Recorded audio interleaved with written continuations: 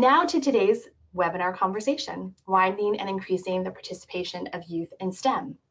We have some great guests joining us today, Eugenia, Sheri, Lynn, Doina, and Sanaa. I'm going to give each of them an opportunity to introduce themselves and to answer a few questions around how their experience and their work connects to this topic. And we're going to start with Sanaa. All right, so hi, my name is Sanaa, and I'm a first-year computer science student at Carleton University, and I'm also a deputy student at Shopify in Ottawa. So I believe that we need to engage underrepresented youth in STEM because when you're not the majority, it makes people feel less deserving. So when they have more experience, they might like it and they actually get to experience what it's like to be in STEM. So they can be easily deterred if they want to try something new, but they don't know about computer science or any tech related things. And it's more of a confidence factor because if you're confident, it makes minorities feel less like minorities. So I was in the Stemming Up program last year, which is a part of VOLUTION, which Doina is the founder of. And I joined the program last year because I felt like it aligned with my values and I needed guidance into what program I wanted to go into because I was constantly unsure of what program I wanted to go into, whether it was life sciences, chemical engineering, and I would always notice that there's a big percentage of boys in the program rather than girls. And I really wanted to work with other like-minded individuals and females who will empower me to go into the computer science field, which I am in right now. So with that being said, it has impacted my career path and my education because I am more confident walking into a room full of boys, even though if I'm one of the only few girls that are there. And I've noticed less of a gender gap, so it doesn't really affect me as much. Thank you so much, Sanaa. We're going to hear from Doina now. Oh, hello everyone. So my name is Doina Oncel, and I am the founder of VOLUTION, which is a charitable organization that focuses on bringing more, actually inspiring girls to pursue STEM careers. And I founded this organization just over 6 years ago because I've been someone that have been a user of the system. Like I was on welfare with my children, but also as a social worker, I worked with the population that is what is known as underrepresented. So technology, particularly at that time, was not something that was predominantly introduced to people like us to gain skills and get into the workforce. And getting into this field is what I learned that technology, particularly at that time that I know more of, was a skill that you needed to have to get even the basic job in the next 10, 15 years. And I felt that, if we don't have the skill as an underrepresented population, it would be harder for us to gain employment and become contributor to the society. So this is something for me, what brought me into the work is that I felt that everyone should have opportunities to get into STEM, to work in STEM, but also figure out what, as girls particularly, what do we want to do and how do we gain confidence in doing that, in the workforce. It's harder to be at an age, like for me, finding that I'm in my 40s now, but back then I was like in my 30s, and I'm thinking it's harder to figure out what you want to do and change careers and do things when you have a lot of bills to pay, when you have kids to raise. But when you're younger, and especially that knowing that girls that by the time they get to 12 years of age, they are being confused. They're being taught by society that, STEM is not really a girl thing, it's more of a boy thing. So I thought it would be really good. And as back then I was thinking when, as when we get a good idea, I would say if somebody could do something about this, like this is a great idea, but only if somebody could do it. I thought to myself, and with the help of some people that have pointed out to me, that I'm probably the best person to do this because I have some sort of an understanding of technology at that time more than anything else, but have an understanding of STEM and knowing how the underrepresented population doesn't have access. And because I've worked with the underrepresented population for a long time before that, I could be the best person to do this. And this is why I decided to create this the organization.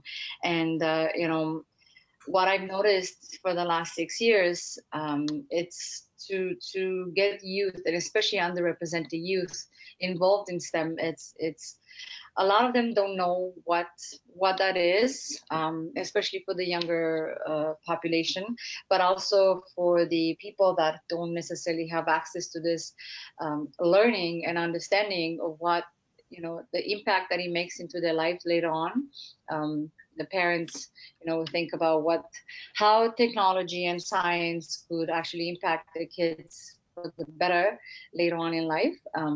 So, you know, I decided to start this work and to engage youth in a positive way and make them feel that, you know, being in a program where they get to explore this learning will help them to figure out what they want to do later on in life. And I really truly believe that a lot of the times, because for me particularly, I wasn't necessarily a woman in STEM, so it was a little bit harder, you know, that imposter syndrome that we all had.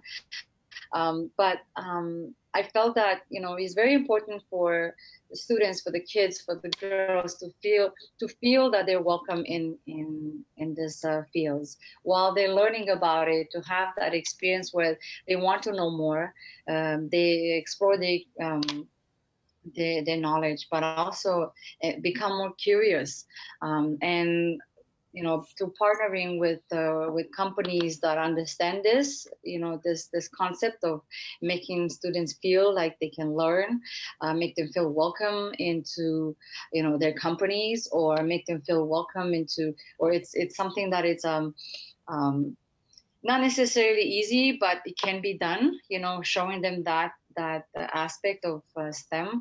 It's I find that to be very beneficial so far. So that's for me, that's kind of how it's been something that I've been focusing on more than anything else.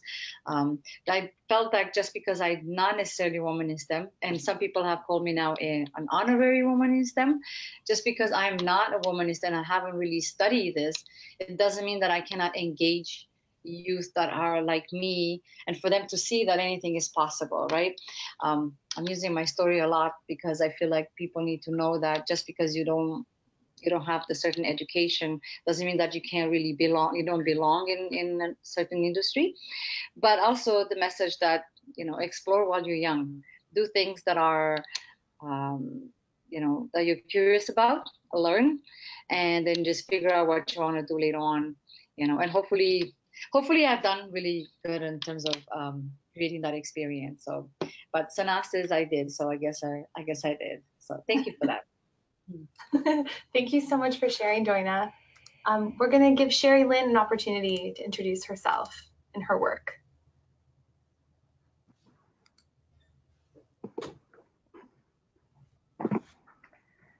Good morning, everyone. I work with First Robotics in my area and in Canada. First Robotics is a program that is it gets kids engaged right from a young age, starting even at age 4, right up and through high school, and it engages a lot of other people, corporate people and engineers and all that as well. We give youth a chance to get hands-on at a young age, whether they're programming or building things, or a lot of it has to do with Lego, so they get that building experience with hands-on and tying them into those STEM careers at young ages. I got involved working with my children at a robotics team at the high school in our area. And in working with them, my daughter said we needed to get more kids involved and give them more opportunities. So we just started to expand the program, connecting a lot of different organizations, getting more people involved. My whole family is now involved in the program. Besides the fact that they were on the team, they actually coach and help run the programs in the area. We try to make a lot of connections with different teachers, corporate people, STEM-related outreach, people that have skilled trades, engineers, we get them all involved. In the process of doing this, I've also connected many other youth programs, such as Girl Guides and Scouts. I work with the United Way on a STEM program, getting more program into underserved, underrepresented youth, which is a great opportunity for them. It gives them those connections, gives them the opportunities to try new things, get out there and meet new people. We're engaging them as much as we can, giving them that confidence, especially the minorities and the girls. We have a couple of girls teams that we work with that have now, it's great seeing a young girl who hardly says 2 words when she comes out to the program, and by the end she's the one speaking for the team or the program. So we do a lot of different things that get kids involved in architecture, engineering, science, computer science, a lot of hands-on skills. And this is how we are connecting STEM to the children, and we're connecting a lot of people in different levels of our society with these kids, giving them even more opportunity. Thank you so much, Sheri Lynn. Thank you. And Eugenia, we're going to give you a chance to introduce yourself, and I believe you have a few slides to share with our attendees.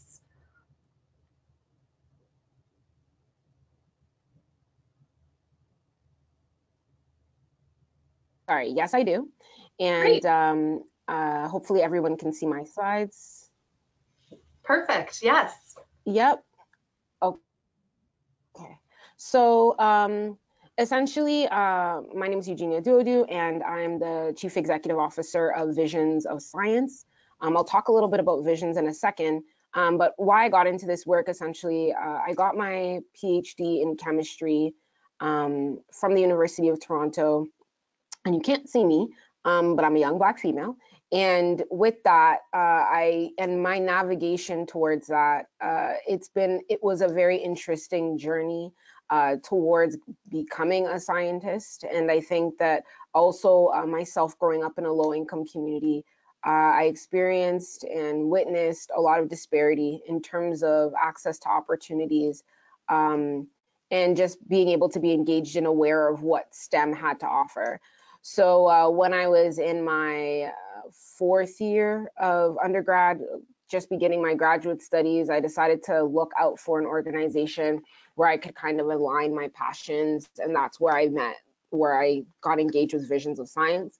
I met the executive director and founder at the time, Francis Jeffers, and got really inspired to get involved and engaged. And that was about almost 8 or 9 years ago. So now that I run the organization, we're really focused on kind of bridging an opportunity gap, as we'd like to say. So I'll talk a little bit about that right now. So essentially, we understand that there's an issue with demographics of young people who are left out of kind of experiencing STEM and having equitable access to opportunities. And a lot of that is kind of rooted in not only limited financial capacity, because some STEM programming costs money, but also limited access. And we view access on a huge spectrum. It could be access to people in your local neighborhood that would be engaged in STEM. It could be access, sorry, can you see my side panel as well? No, sorry, Eugenia, we can't. Okay, sorry. But you can see the slides. Okay, yeah, so it would be limited access. Perfect. It would be limited access to programming that could engage you in enriched opportunities in STEM. One thing that I experienced firsthand is just the lack of programming that was targeted towards education in general in a lot of the communities that we serve, in the community that I grew up in particular. And access can look varied, so we know that. And then negative perceptions about STEM in general, those negative perceptions can be rooted in lack of representation or media representation of who could be in STEM and who isn't in STEM. That can also kind of augment the perception, whether positive or negative, of STEM learning. We think that these issues are kind of all apparent in different forms with youth from low-income communities. So we kind of try to bridge that opportunity gap with our programming and support youth from low-income communities through meaningful engagement in STEM. And we kind of focus on 4 different pillars. So access to hands-on STEM engagement, mentorship with caring and consistent staff, development of youth. We do believe that if we want to develop the STEM leaders of tomorrow, we actually need to help them become leaders in their communities. So that's why development is such an important part of what we do. And then also working with a network of partners. We don't want to operate in a silo. There's such a wealth of programming and opportunities available across different institutions and corporations. So we really try and leverage that network and actually bring that network to communities so that they might be able to access those opportunities. With that, we kind of focus on engaging youth, over the span of their, I guess, elementary to high school journey. And that would be having different outreach workshops and school enrichment workshops where the depth of immersion is a little bit lower. But it serves to kind of spark an interest in STEM and starts to kind of create an inspiration to dig deeper.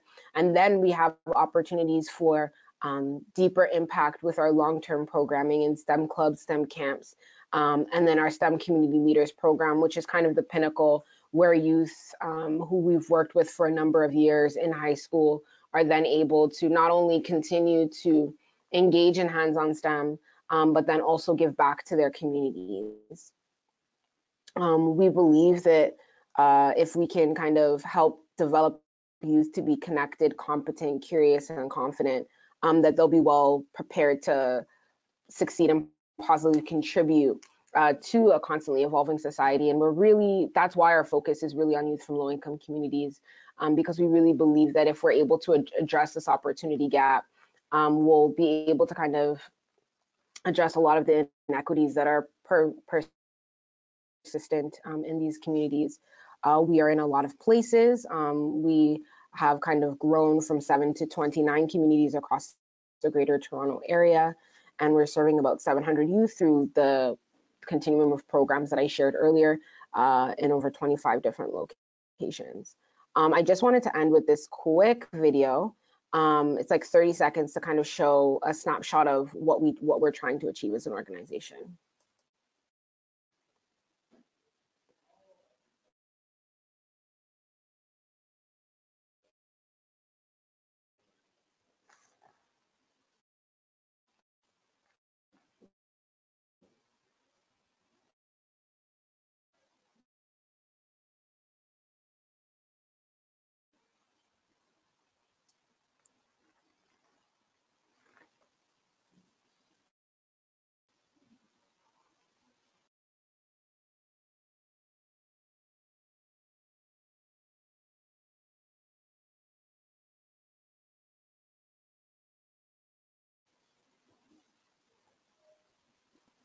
Me, and I look forward to your questions.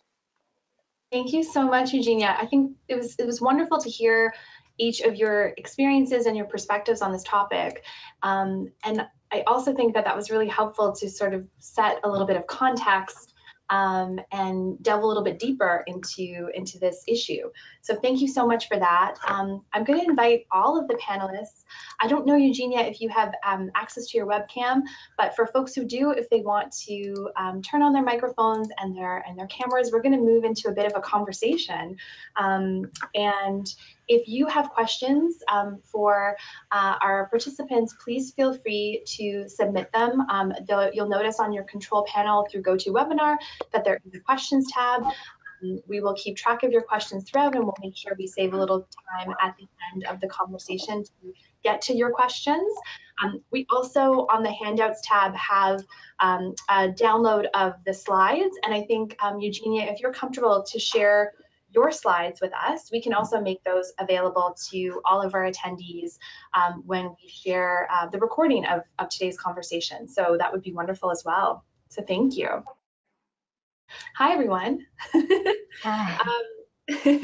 I mean, a lot of you spoke about, I don't know if you'll use this word, but sort of the stigma around the accessibility of STEM to a lot of youth who may not feel that that is a path, whether for personal or professional interest that's available to them. And I'm wondering, how do we work against this sort of myth that many parents and children believe that, like, I'm not good at math?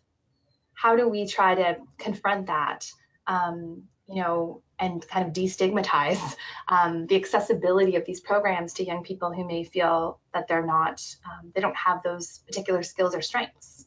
And anyone can start, really. We'll sort of keep the conversation as casual as we can throughout. If you don't mind, I can go. Absolutely. Sorry, I know no one can see me. That's okay. We can hear you. Okay. I think for us, I think we really look at it. I think one thing to say is it's very layered. There's not a one size fits all kind of approach to this. And I think understanding the systemic roots of why some of these barriers are present and why some of these thoughts and ideas even exist in the first place is important to understand, is important to kind of take note of. And I think for myself, as just the work that we do with our organization, we've seen the biggest difference has been access and consistent access where possible. So ensuring that youth have equitable access to robotics programs, camps, whatever the case might be, anything that would be offered to a youth who might be able to afford it, or youth from a different area, should be available to youth in low-income communities. And also, I think with that, access coupled with representation is very important. I think that if youth can't visibly be able to see themselves and hear their own stories in a space, it is very difficult for them to then put themselves in that place. And I know that that's a huge overlooked issue. It's not simply about bringing the youth to the institution. It's showing them that they actually can belong, or within or outside or alongside that institution. So I think that's super important as well. I'm going to add to that I'm going to add to it. So I agree with everything. But also, I think if we show kids how math relates to real life, you know, because if they're just going to have any like equation 1 + 1 or whatever, why is that important? You know, how can I use that? How can I apply that to later on in life? I think it's very would be very useful. And then to show how math applies to, you know, to things in real life, but also to, you know, a future career. Figure out like, what is it that you think you might want to do, and then show me that there's some math involved in that. Oh, okay, maybe I'm going to be more likely to want to learn, you know, because sometimes for us, I find that, you know, we have the programs and they are free, accessible, and sometimes kids feel like, well, I don't know what to do with this.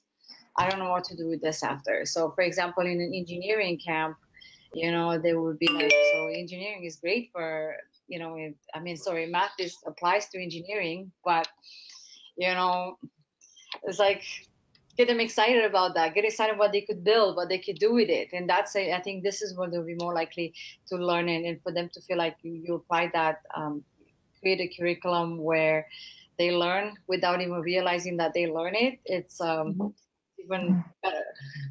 Yeah.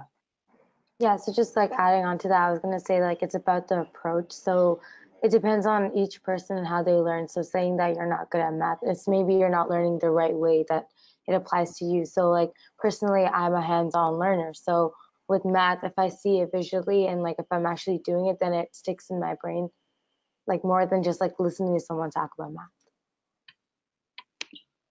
I agree, that's great. Giving them things to do where it's showing them how to make it fun will also help them become more engaged, because they'll enjoy doing it, not just think they're learning, and you can be doing a whole activity and they don't really realize they're actually tying it into what they're learning all along the way. It's a lot of fun that way. I would imagine that as part of this programming having sort of a strengths-based or an assets-based approach to working with young people would be really important. And at YouthREX, we talk a lot about positive youth development and really focusing on assets as opposed to deficits when working with young people. I'm wondering if anyone has anything to share about that particular frame or approach in the work that they do.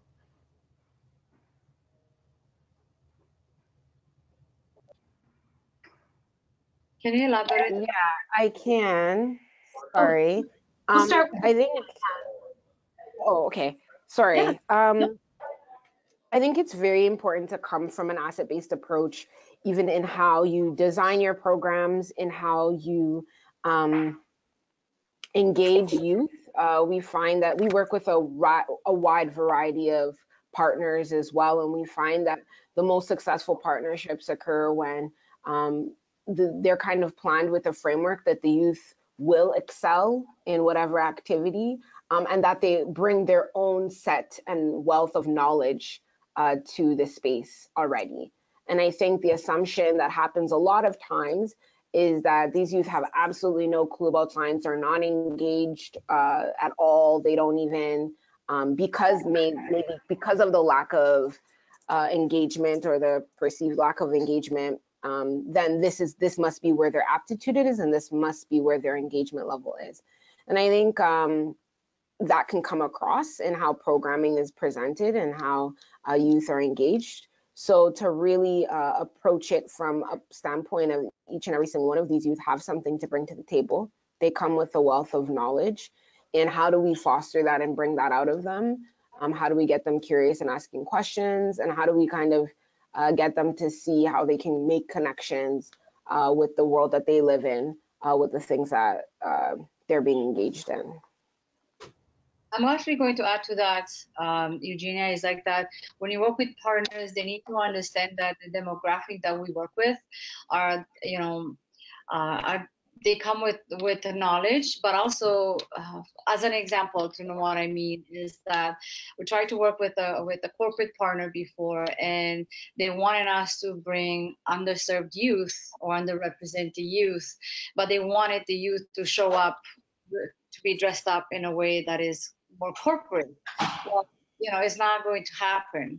I mean, we have to, like, as for us as service providers, I feel like I'm the middle person, and I'm going to say, this is not going to happen. If you want that, you have to provide that, because the kids want to come, they want to learn, but they're not going to feel comfortable in being here if you have these expectations that come with this privilege, because they don't. So if you are here to help us bring more youth to the table, then you need to understand like where they come from and what they have and what they don't have. So if they're not going to learn in an environment where you tell them that you're not necessarily good enough because you don't wear corporate or like business casual clothing, that's just not going to happen. Also provide other things that are necessary for the learning, some like transportation. Just because a program is free doesn't mean that people can show up for that program. So it's like there are some programs that are free could be quite expensive for low income students, right? So it's certain things that are place where I don't know if I'm actually making a point here, but I think it's like the whole package. So we need to understand that youth comes with their knowledge, but also there's certain things that they don't have, and that could be preventing them from going on. Right, identifying the barriers to participation. So when we're talking about access, we're thinking about that variety of different ways, but also thinking about the barriers that you can mitigate in designing a program to make it more accessible. Yeah, I hear what you're saying. Yeah. Sanaa, did you want to add something? No, I totally agree with what Doina said, though. Yeah. And Sheri, Lynn, did you have anything you wanted to add on this particular point? I'm just gonna say, like, the assets. I agree with what Dorian said there. Getting the corporate and the executives and all of those people interested in working with the kids, I think, is bringing them to the kids. We bring a lot of them out to the teams, to the events. when they start to see the kids and all the stuff they're engaged in and how they're and how they can interact with them, they become more and more involved.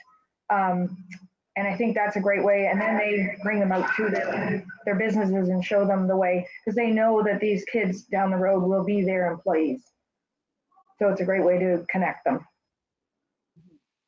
Yeah, I'm wondering how important, as folks who are engaged in, participating in, or actually leading STEM programs, how important are partnerships with organizations that work alongside or serve youth and companies that are in the sector? How important are those partnerships, and how do you mitigate the challenges of developing those partnerships?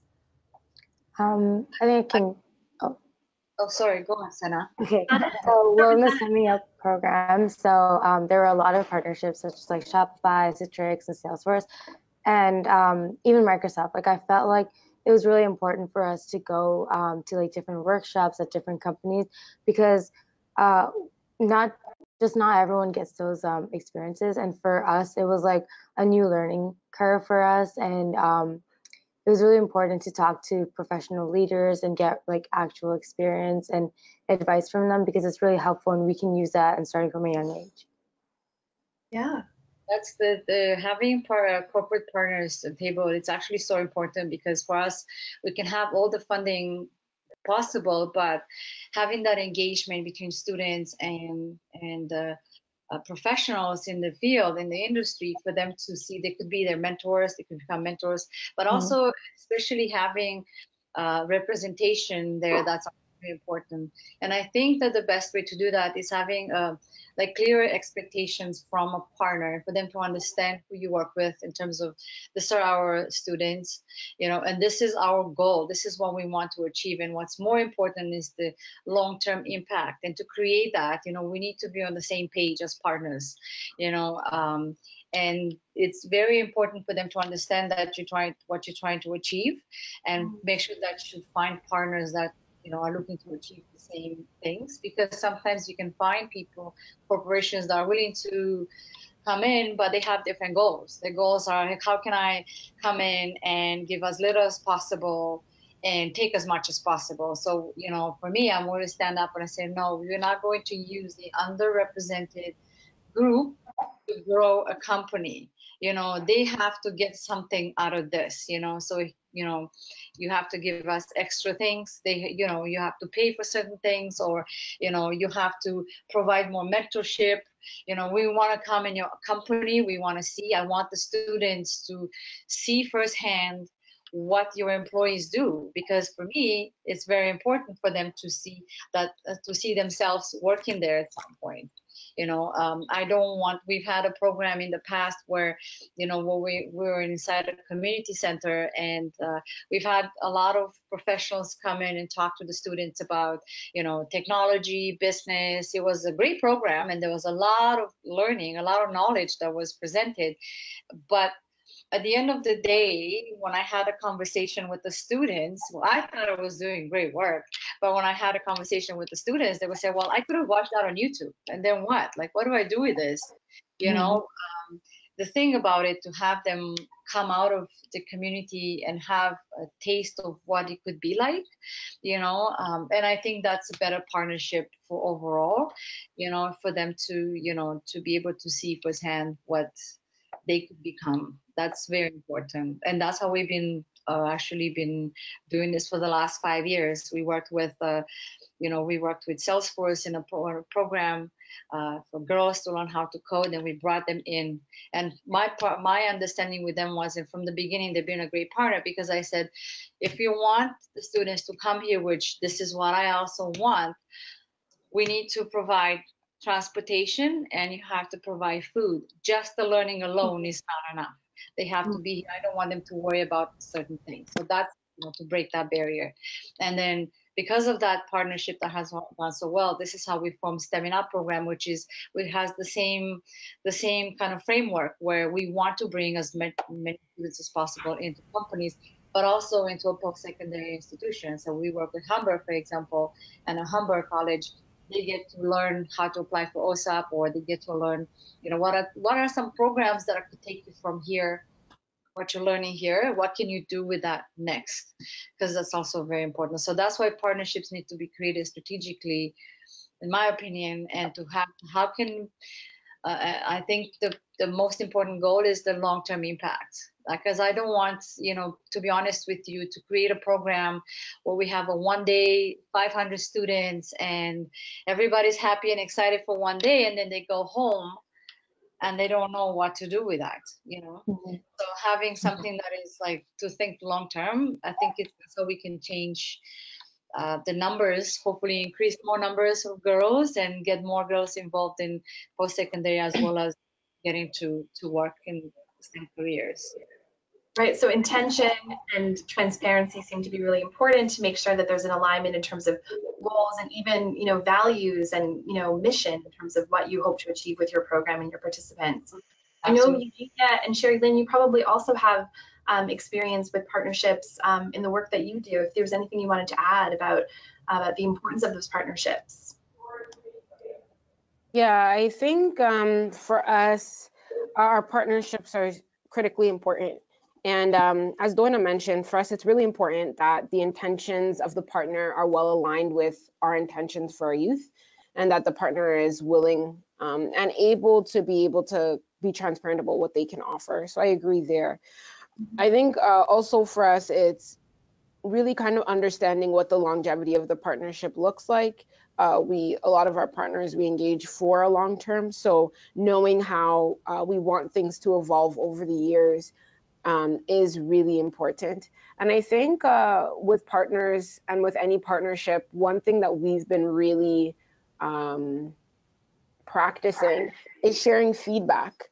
So seeing what worked, what did not work, and what we need to improve, and then being open to the youth feedback of whatever their engagement was with that partner, what worked, what didn't work, and sharing those things and lessons learned as well. I think that's been an important piece of how we've worked with partners and how we've kind of been able to improve year after year and ensure that our youth feel as though they can really connect. And I know that we've had positive experiences, we've had not so positive experiences, but where our partners have been open to hearing feedback, we come back the next year, we try another type of project, and it's night and day in comparison.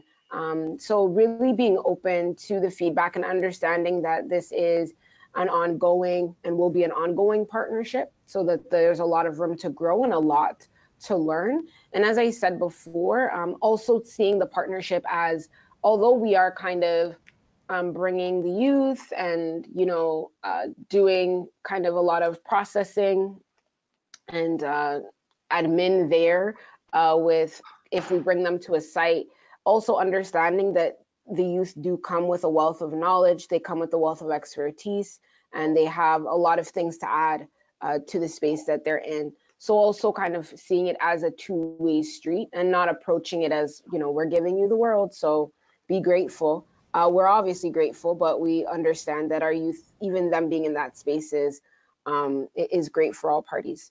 So. Yeah. Sheri Lynn, did you want to add anything about partnerships in the work that you do?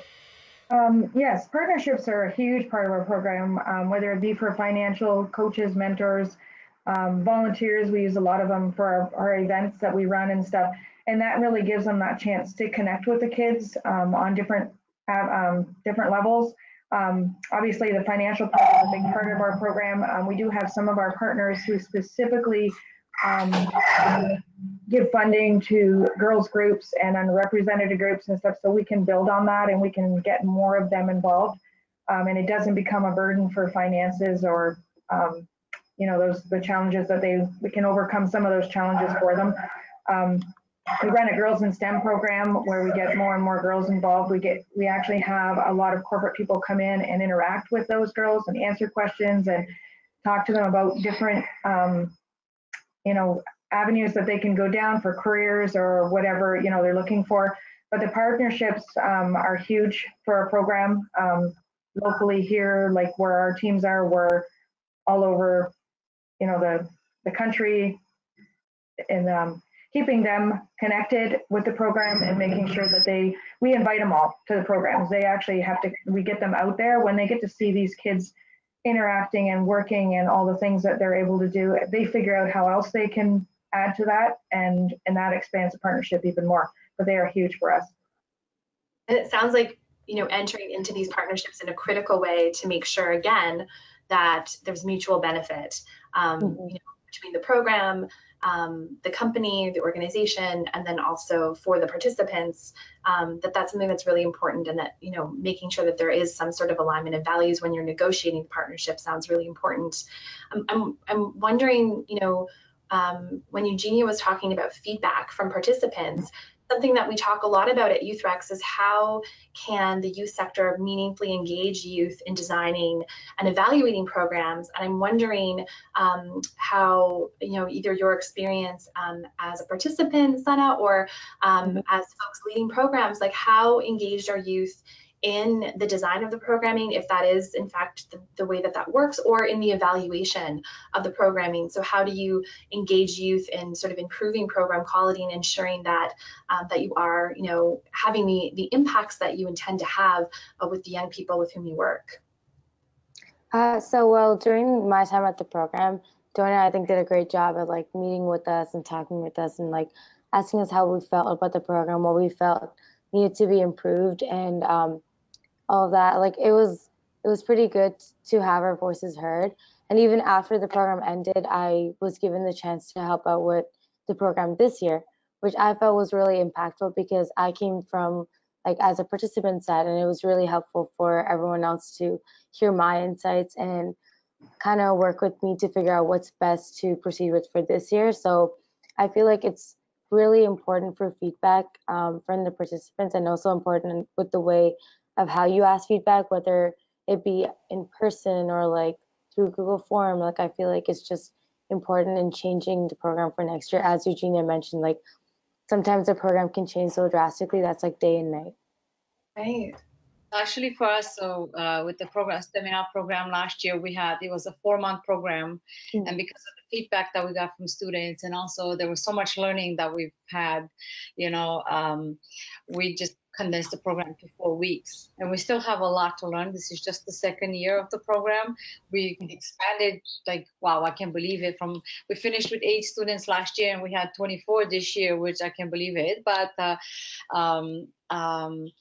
it was very important for us, and something that I've done from day one is to have, even when I started the program, we've had a youth that created the curriculum for the program, so it was a young person. Then we had a youth that actually delivered the program last year. This year we had like different engagement, different people with different type of skill sets, but because we wanted to try something different to see what does that look like. But also it was very important to have students from the program to come. And even last year when we designed the program, we had students in the committee, the program committee, to help us understand what does youth need and want. And we have the same. We brought students from the program last year, as Sanaa, one of them come in and says, that was my experience last year. Maybe we should consider this for this year. Creating a timeline for the program, which is very important. And the same thing. And then now with the evaluation, we're looking, what have we learned this year? What is it that we can improve on for next year? And also having the partner feedback, and says, because for us it's very important to communicate with the partner that yes, we want your partnership, yes, we want to do this work together, but this is why we do this, because this is what youth needs. As this is what the young people tell us that they want in the program. So if we're going to design something that you think is great for you, for your company, how can we kind of meet that? But again, number one goal is the youth to get what they need in the program so that they can continue with the long-term impact here, right? So yeah, so that's so important, and I find that it's so useful to have. I'm past 40, so I didn't even go to school in Canada. There's so many things that I don't know. I know that there's a need and for us to be able to do this, but to have youth voices at the table, it's so important. And we cannot create any type of program, anything, without having youth voices at the table. It's like I'm creating something because I think is great, but may not be the same what the youth need. So. Right. Lynn, did you want to add to that? Sure. So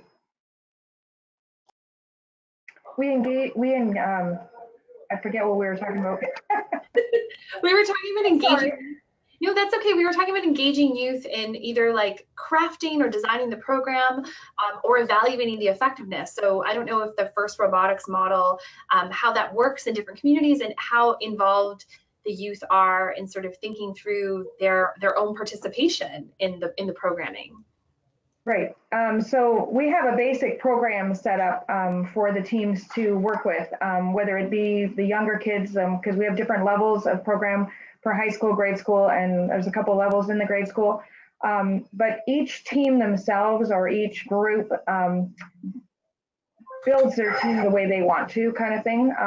We have a basic setup, but we do a lot of feedback. The students, if you go and visit every team, like if you were at an event and you got to go visit the 40 teams that were competing there, each one of them would have different things of way they do it and how they handle it and how they create their team. But feedback is a huge part of it. We do after each event, after the season's over, coaches, students, partners, they all get a chance to give the feedback so that we know what worked and what didn't work and how they can improve the program overall. For everybody, and FIRST Robotics does that so that each year we have something new or something creative because of feedback that's come from the students, mentors, coaches, all along the way. Yeah, I think, we find at YouthREX that folks tend to think of evaluation as a bit of an intimidating word, but from what you're all sharing, there are lots of different ways that you can make sure that you are engaging the young people with whom you're working and assessing their experience sort of throughout the program, but then also at the end of the program, determining what worked and what didn't work so that you can improve for the next sort of cohort of young people. Eugenia, I didn't want to miss giving you an opportunity. I know you spoke about this a little bit earlier, but did you have anything you wanted to add about engaging youth in designing or evaluating STEM programming? I think when it comes to evaluating, we have a very, very rigorous evaluation plan in place. Knowing that, and I liked kind of what Sanaa stated about Doina, just literally asking the youth what they want. It doesn't always have to be the most formal approach. We have very formal approaches in place. We do the pre and post surveys, we do focus groups, we do all of those things, but then we also just ask like, hey, are you good? How are you enjoying things? So as a staff, we're able to kind of get that quick feedback. And with that, in terms of how they're engaged in the program design, many, many times we will state to the youth, so you said this, and we changed this about the program based on what you said. And it's been so powerful in terms of the repeat engagement of youth in our evaluation activities, because they've said, we asked for this and you changed it this year. We stated this and we see that you changed it this year. So I think not only asking youth what they want, what they need, but being very open and communicative of, this is what we've changed, or this is what we weren't able to change, and these are the reasons why. Or this is the kind of what we're leaning towards, what do you think?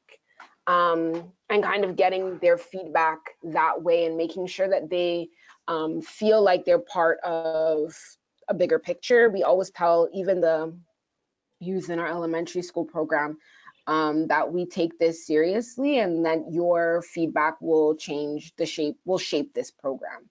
And I think just being transparent about how that feedback did shape the program is really important. And it sounds like, because representation is so important, it sounds like engaging youth who are past participants can be really important to this programming.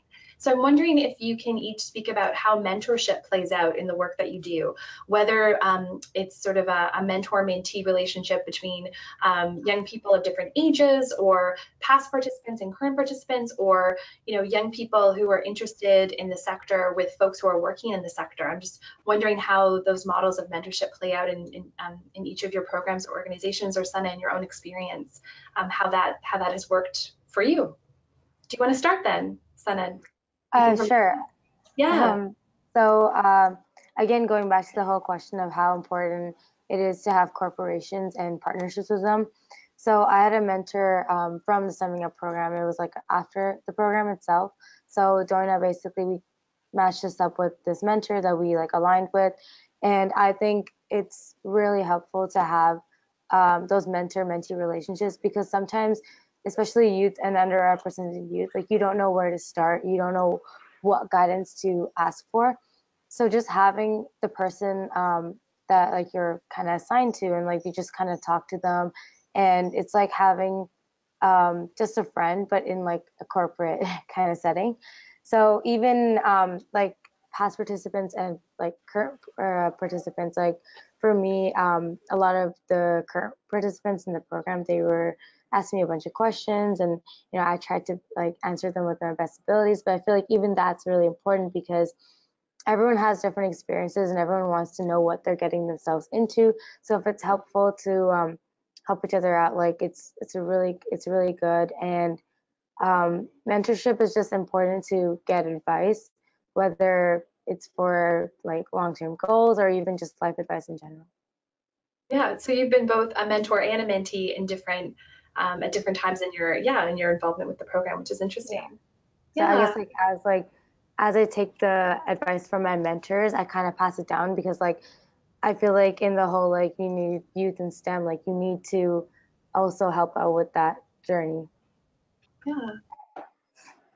Thank you, Sanaa, for that. Actually, like, it was very important for me to have, again, to work with partners who are very interested to just not be part of the program during the program, but after the program is very important, because, thinking of long-term impact here and how do we help and support the youth to actually get into the field.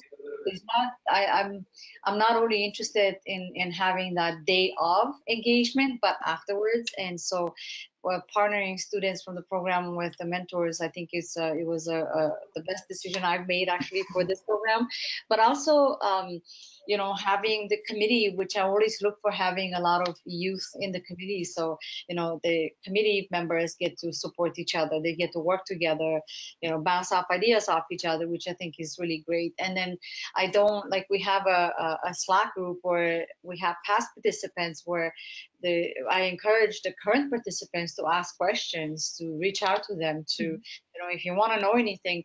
It's not an expert at doing this, but people that have been in the program can probably, like in the past, they can probably answer this for you better, and I'm not trying to sell a program to a student to come and join, because if they're not going to have a great experience, what's the point?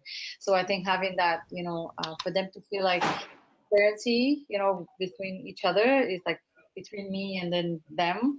It's so important, and for them to be able to connect with each other in the way that they find that is, great. But some feedback that we had last year from the seminar program, it felt like, I don't feel like we're connected, like to become more friends, which I think that is so important, So this year went out of my way to make sure that they have that connection, because I think it's so important. And I think consciously have mentioned it quite a couple of times, I want you to work together beyond this. And the whole scope of this program is not just to learn the skill, but actually build the network for yourself, because it's very important to be to be here to make these connections. And you're probably going to go separate ways. Some of you are going to go to different schools or have different jobs, but to be able to still keep in touch and know where you are and support each other for long term, it's also very important, because that peer-to-peer, they all go through the same, similar experiences as students, versus having a mentor that is already in corporate, which they already are bringing value, but actually having that out, the peer-to-peer mentorship is very important, and it's very informal, which I think it's probably the best way, because they get to reach out to each other as they need to. But I think what I've realized, and Sanaa, you can correct me if I'm wrong, but I feel like I needed to mention that quite a few times. Last year I didn't mention because I thought it was implied, So, but like I needed to mention that. I needed to say it a few times that, I want you guys to connect with each other too. Mhm. Sometimes I go out of my way and I connect personally, actually, with all the programs that I've had. I still keep in touch with at least 20% of the students. Where are you now? Do you need anything? If you ever need a reference, I'm here. So it just allows them to come to me and says, I need a reference for this. So, hey, so where are you in your life? What are you going? Oh, wow, you're actually going to this program. But it's just good to kind of be able to keep in touch with them sometimes, because it's good to know where they're going, but also it's good for them to feel like they have a place to, or a person to reach out to in case they need to. Because sometimes, this program could be the first program that they actually been into as a STEM program, and then to go further and for them to know what other resources are out there. They don't know where to look, so I want to make myself as available as possible for them to have that information and connect them with as many resources as possible. So I'm trying my best. I know there's a lot of work for me to improve on that, but I'm doing my best here, and I'm learning as I go and figure out what the youth needs to make sure that I can meet that. Mhm. Yeah, Eugenia, I'm wondering at Visions of Science, like how does mentorship come into play? I think it's a part of everything that we do. It's something that happens formally and informally. And I think it happens within the programs amongst the participants, the older participants kind of taking on that mentorship role of the younger participants. It happens among staff and participants. And it even with some partners, it happens between the partner and the participants. So for us, it's embedded into what we do with the STEM Leaders Program. They're literally trained, and they're not only to engage in hands-on STEM themselves, but to intentionally be able to practice leadership and mentorship within their own communities. So that's apparent already there. And then with our volunteer and staff facilitators, the main thing that we teach is mentorship and leadership. I think Doina mentioned this earlier, but like, if you feel like the person who's talking with you or engaging you actually cares about your life and your well-being, you are more likely to listen to what they have to say.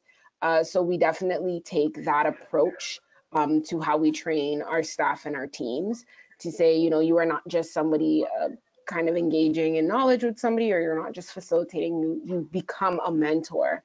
And I think that naturally happens with time. Yeah, Sheri, Lynn, I'm wondering how that connects to your experience, because I know there are volunteers and leaders and participants of all ages that work with you at First Robotics. That's correct. Mentorship is a huge part of the program. Depending on what level the kids are in, we encourage our youth that move through the program, from the junior program up to the First Lego League, up to the high school First Robotics program, as they move up, to go back and mentor with the younger kids. So it gives them the opportunity to connect the program in many ways. And we have obviously the mentors in the high school program. I mentor a few teams. I also mentor a girls robotics team. And that's been a neat experience on itself, coming from the one where I had, a mixed group. And a lot of the mentors on the team are from our engineers and people from the university college. A lot of the students come back while they're in university and college and mentor, or they work at the program, so that all the students get that connection throughout the whole program. And it's made a really neat way to have that long-term connection for some of these students. Yeah, I can imagine. I mean, we know the work that we do at YouthREX, that a match between a mentor and a mentee that have shared lived experience is really impactful. So it sounds like there's lots of different ways that as Eugenia pointed out, mentorship happens informally, but also is an intentional part of the way that the programs are structured. Doina, you mentioned sort of selling the program to potential participants. I'm wondering if if you can all speak about what strategies you use to outreach to potential new participants. We talked a little earlier about access and sort of destigmatizing STEM, but in terms of outreach, either strategies or issues or challenges that you have to keep in mind. And one of our attendees asked specifically about engaging parents or families or caregivers of young people who might be potential participants. So I'm wondering if anyone has any thoughts or anything they want to share on that particular topic. I think for us, we really focus on community-based outreach.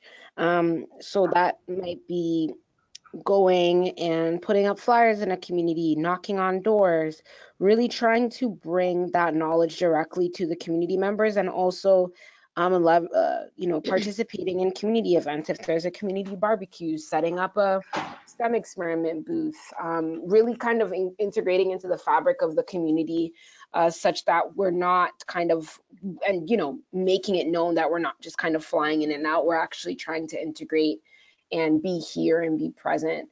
So I think it's really important that if you're trying to engage a community, that you actually understand the community you're engaging and make all efforts to ensure that you are where possible, where the capacity is possible, that you are kind of bringing that engagement to the community. A lot of our youth come to the clubs because they got a flyer, or because someone came to their door and spoke to their parents, or whatever the case might be. And a lot of times when there are language barriers, when there are other things, to be able to see a friendly face, to say this is the program, and be able to get your questions answered on the spot is important for any parent. So to be able to have that is something that we really try and do across the board. It's a lot of work, but I think in the end it yields youth who are committed to the program and parents who are committed. I think a lot of times there's I don't know, parents get ignored in terms of needing the information and wanting to know what's happening in the program and wanting to know what's going on and how their child is even growing. So being able to kind of have that interaction and engagement is really important. And that's something that we're trying to develop more. We don't have it perfect yet, but I think with the outreach plan that we do have in place, it's kind of yielded really exceptional results. As I'm actually going to a lot of schools, and I have booths at high schools, and I go talk to career counselors, students, teachers, whoever is there. I also go to a lot of community centers where mostly parents are there, not necessarily the kids. So I tell them about the programs that we have. But particularly for the seminar program, which I found, because students have to engage now, it's a 4-week program. If it was something that like 2 or 3 days, like yes, we do, even for the 1-day program or 3 days program or 4-day program, we need parents' permission, like the form to be signed. So we want the parents to understand where they send their students to. And it's also the keeping the engagement line open and communication open. So emails were sent to parents about, especially on the first day, after the first day of the program, I sent an update what the program was like, what happened, and I let them know you can reach out to me at any time, at any point. And a lot of them feel like they can call me directly, like on phone or anything like that. Last year we did a much better job in terms of engaging the parents in the seminar program. We've actually had through the program, we had some presentations where we invited the parents to come and they can see the students present what they learned in the program so far. And it was actually very beneficial because some parents mentioned how, my daughter really wanted to be in this program. I didn't even understand why. I let her come because I thought, okay, this is what she wants to spend the summer on. That's fine. But once I came here and I saw what they learned, now I really want her to finish the program because I see how beneficial it is. This year we haven't had that. We did open to the parents. We did let them know you can come on the last day. You get to see what your daughters have learned. Like they get to be part of the demo day, the presentation, so they can see that. They get to meet with, that we're going to connect them with the mentors. There's some potential mentors, and they get to meet with them. They get to learn, I don't know if, to be honest with you, I haven't actually done a lot of this intentionally, but a lot of the communication line being open. It just kind of somehow has been implied. I don't know. I've been the type of person that I just let everybody know, call me anytime, send me, text me, call me, send me an email, whatever works for you, I'm here. And I talk to them, and a lot of parents ask a lot of questions, when we have a 1 week program or 4-day program, they call and they ask me a whole bunch of questions, and yep, no problem, I answer. So there's no issue there. So they feel like they're comfortable. And then getting the emails after the program is done, when they hear, if they don't get a chance to actually be there during the demo day or to be part of the program at all, they get to hear their daughters about the experience that they had in the program. So, I'm already getting like a whole stack of tissue, and because I'm crying, because it's like they talk about how the experience that their daughters had in the program, it was an amazing experience. And we actually do provide, for as much as possible, we try to work with partners where we can provide them a laptop at the end of the program, so they don't even know about it, they have no idea, because I find like it's a barrier that we break in. A lot of the girls that come in the programs, in order for them to continue, there's a lot of free programs out there, but you have to bring your own laptop. So we try to give them a laptop so that they can take at the end of and when they get home, the parents are like shocked because they never expected that. Like nobody actually knows that. So now, like, you can't speak. They have no idea how that they get laptops. So. Yeah, like last summer on the last the demo day, Doina surprised us and she's like, "Come back up and grab your laptops," and everyone was like super shocked and everyone was really happy. But yeah, just adding on to that, I know like my dad, I don't think he was able to come for the demo day, but when he did drop me off and he came to pick me up at the end of the demo day, he saw the community of all these females, and he talked to Doina, and he was just really excited for me to continue the program in the summer for sure. And I think it starts off with the students and like engaging them in schools, whether that be like doing an activity, and then they get more interested in the program. Like I know I was in another STEM club, and that's where I heard about stemming up. And it's also important for like other STEM clubs to partner with like other STEM clubs, because like that's how you engage more youth, because the more STEM clubs they go into, the more confident they are in their abilities. And once the students get to know about the programs they take back home, and then even if the parents can't be there for the entirety of the program, they get to learn about it through the email, which is like super helpful. And I'm speaking from experience. My dad was always telling me like he knew what we were doing before I knew what we were doing, because he would just check his email immediately and he would be like, "Oh, so you're doing this week?" And Sheri Lynn, do you have anything you want to add? Yes, for selling the program, promoting the program, we do a lot of community outreach, whether that be at events or schools, community centers. I go out quite often to visit the schools if they want more information. And a lot of us do that throughout the program, whether it be here in Ontario or throughout the world. This is a worldwide program.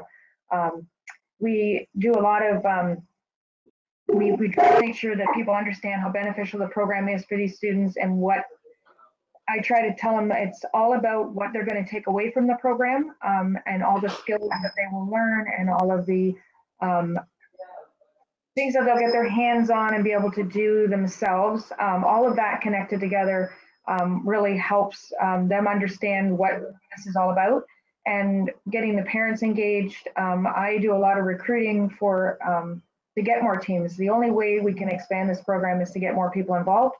And a lot of the time I'll say to parents, I'd love to have your kid on a team, but we need more parents to help coach, whether that be a teacher, parent, or whatever. And we just keep building on that. And some of them will say, well, I don't really have any skills.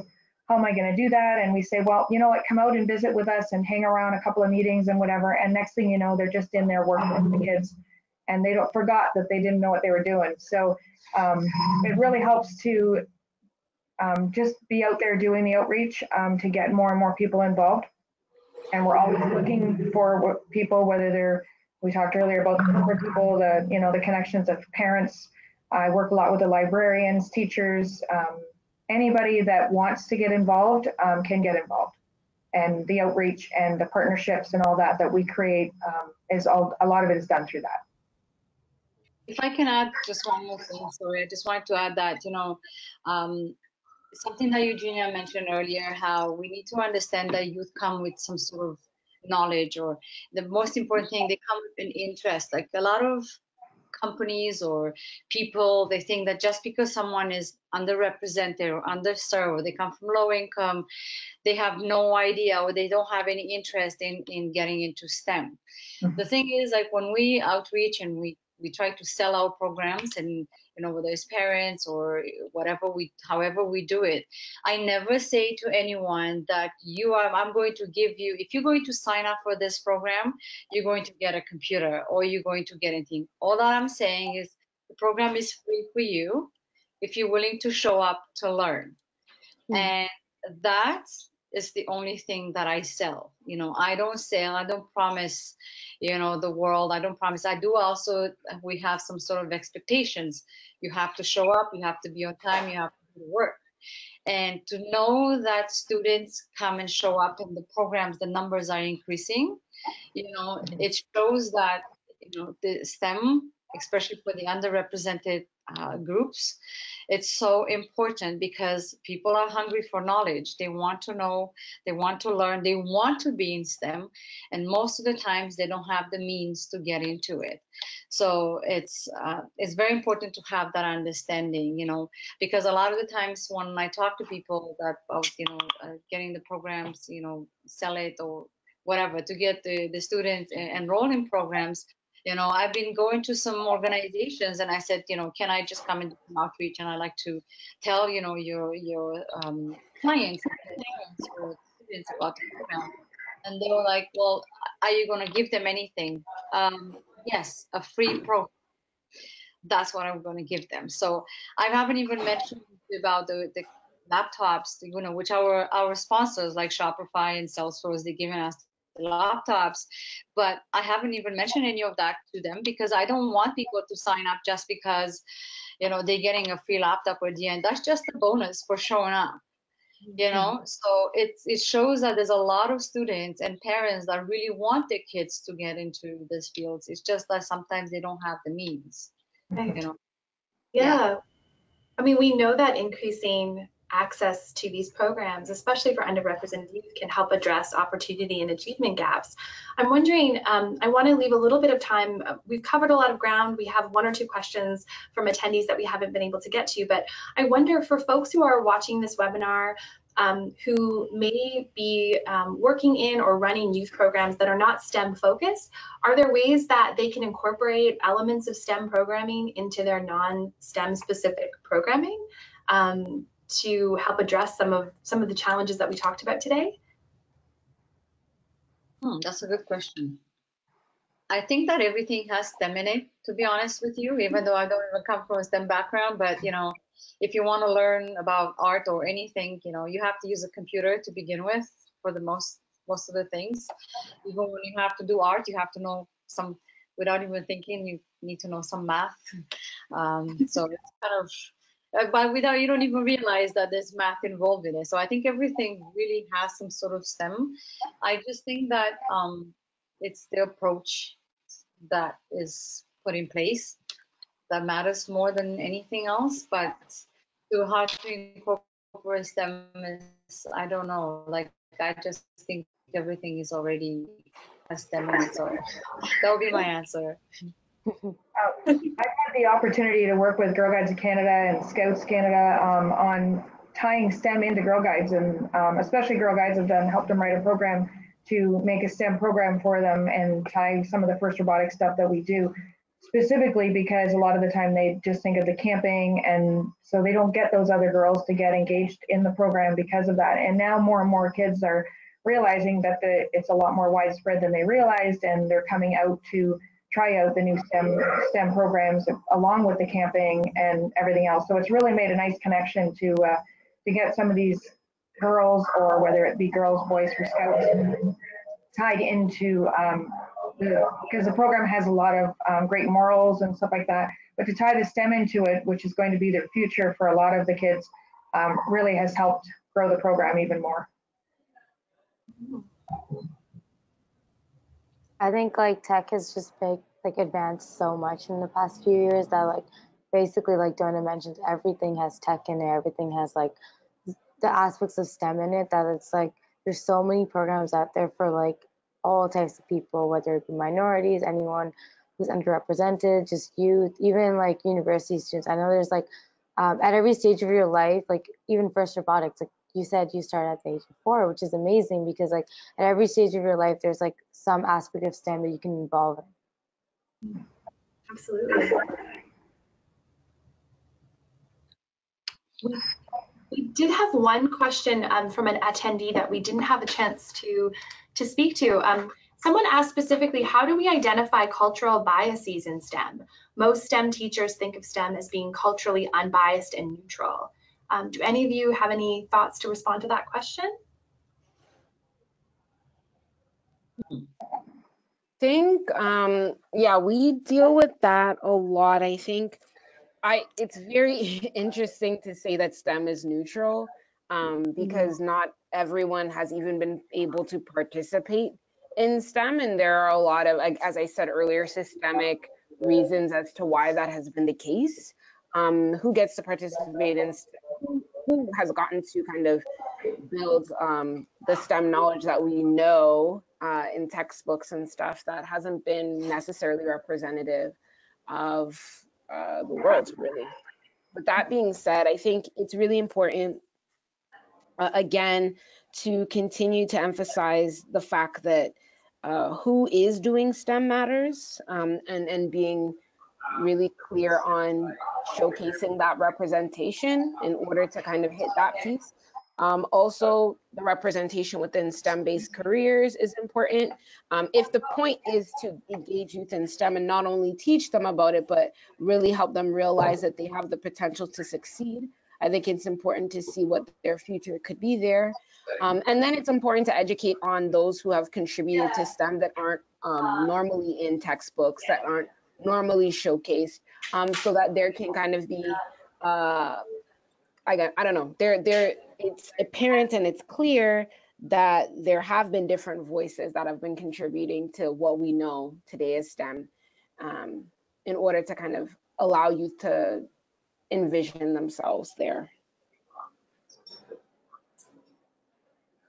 I'm not sure if my answer will make sense to this, but I think for us, what works really well is that we work really well and have the representation, for example, as much as possible, have a Muslim woman be at the front of the classroom, be on panels, or, when we have the programs and we have the fireside chats, for example, we have someone that speaks, we have also on being what that experience was like, because I think if students get to see themselves in that, and they get to see that,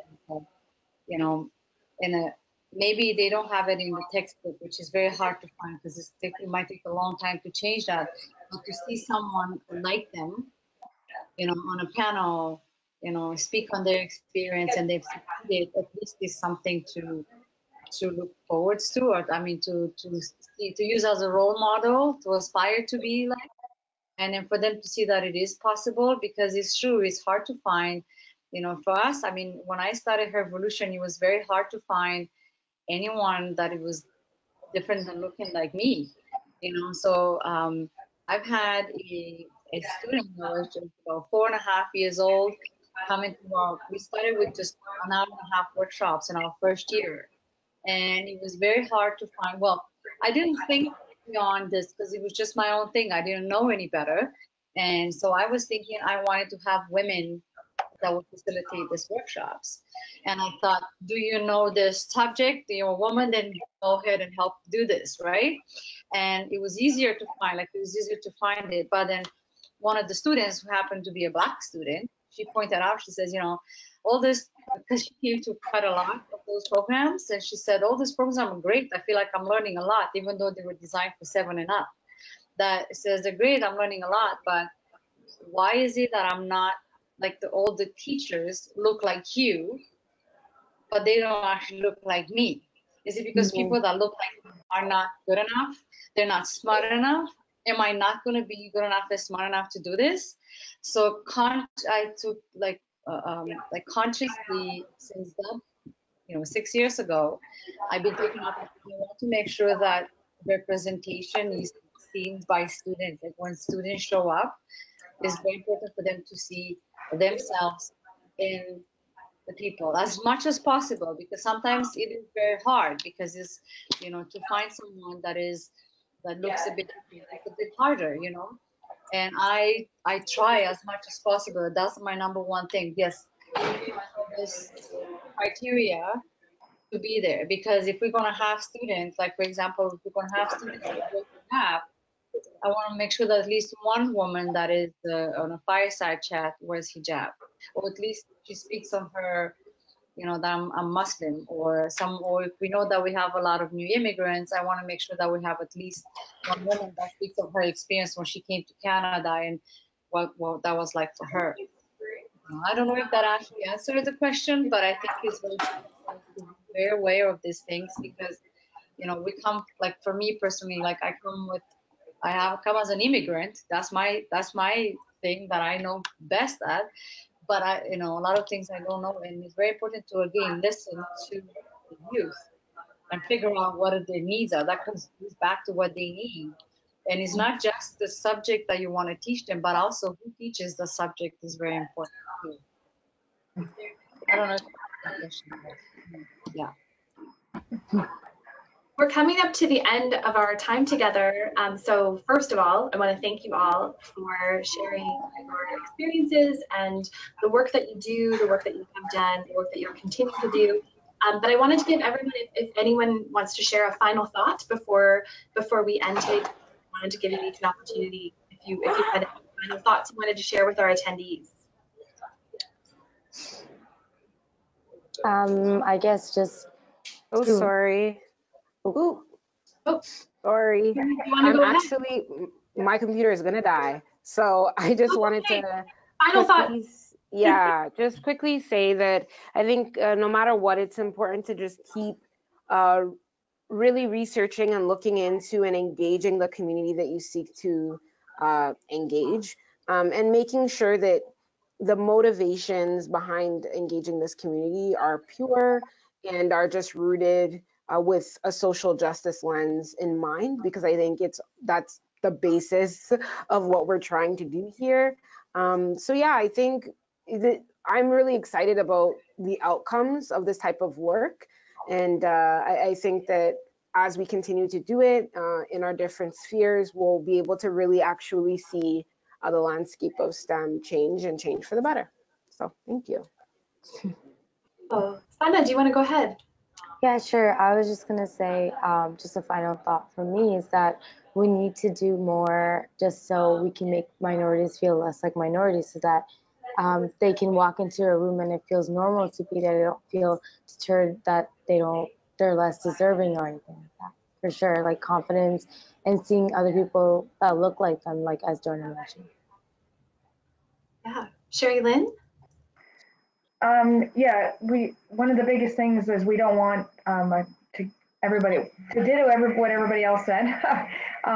We want to make sure that we're making the connections. There's a lot of people out there that still don't realize that they can connect with STEM, or that they're qualified to be a part of that, or that with all the stereotypes that are still out there. The diversity is huge, and I hope we all can keep building on making diversity a lot easier as we go along in the years. Thank you. And just to build on that, I think for us it's more the message that I have is to build on the diversity thing. We have to stop saying like let's be more to be more diverse.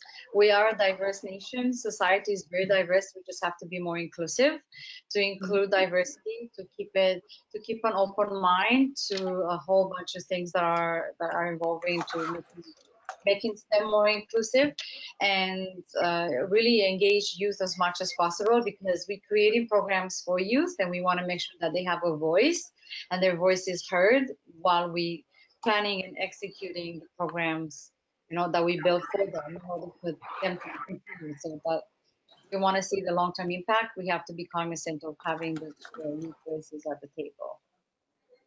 Thank you.